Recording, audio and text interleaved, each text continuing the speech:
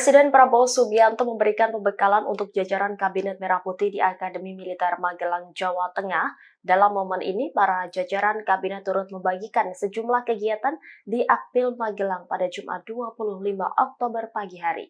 Para menteri dan wakil menteri pagi ini mulai mengenakan seragam loreng lengkap dan topi dengan motif yang sama.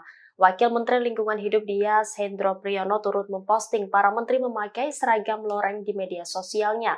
Dia tampak berpose bersama sejumlah menteri. Tidak hanya itu, dia juga memamerkan foto selfie dengan Wakil Presiden Gibran yang juga mengenakan setelan loreng. Sementara Wakil Menteri Dalam Negeri Bima Arya Sugiarto juga mengunggah foto selfie. Dia terlihat foto selfie dengan Presiden Prabowo Subianto dan menteri lainnya. Bima juga sempat berfoto dengan Wapres Gibran Raka Buming Raka. Postingan serupa juga diunggah oleh Zita Anjani, utusan khusus Presiden bidang pariwisata. Melalui akun Instagram pribadinya, Zita mengunggah momen foto dengan sang wakil presiden. Dalam unggahannya yang lain, Zita memperlihatkan suasana pagi ini di Akmil Magelang.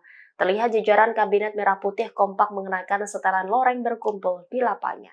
Download Tribun X sekarang, menghadirkan lokal menjadi Indonesia.